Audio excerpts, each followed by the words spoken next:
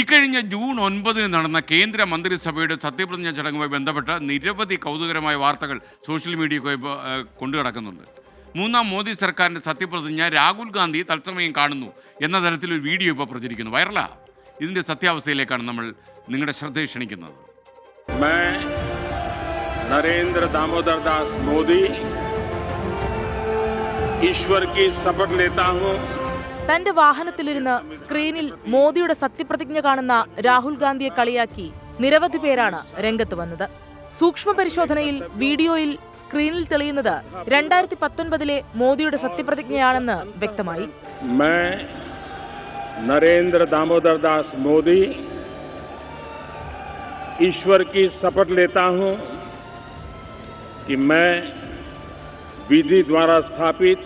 രാഹുൽ ഗാന്ധിയുടെ ഔദ്യോഗിക ഇൻസ്റ്റഗ്രാമിൽ പങ്കുവച്ചിട്ടുള്ള ഈ വീഡിയോയുടെ ഒറിജിനൽ പക്ഷേ പോസ്റ്റ് ചെയ്തിരിക്കുന്നത് 2024 ഏപ്രിൽ 17-നാണ്. അതായത് ലോക്സഭാ തെരഞ്ഞെടുപ്പിന് 2 ദിവസം മുൻപ്.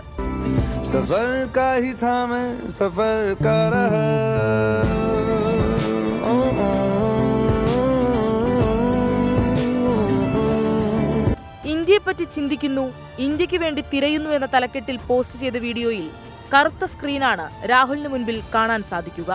വീഡിയോയിലെ വാട്ടർമാർക്ക് വഴി അമർ പ്രസാദ് റെഡ്ഡി എന്ന വ്യക്തിയാണ് ഈ വീഡിയോ എഡിറ്റ് ചെയ്ത് പ്രചരിപ്പിച്ചതെന്ന് വ്യക്തമായി. ഈ വ്യക്തിയുടെ എക്സ് പ്രൊഫൈലിൽ നിന്ന് മനസ്സിലായത് ഇയാൾ ഒരു BJP അനുഭാവിയും പ്രവർത്തകനുമാണെന്നാണ്. ജൂൺ 9 ഉച്ചയ്ക്ക് 1:30 ഇയാൾ വീഡിയോ പോസ്റ്റ് ചെയ്തിട്ടുള്ളത്. അന്ന് വൈകിട്ട് 7 മോദി സത്യപ്രതിജ്ഞ ചെയ്ത് അധികാരമേറ്റത്.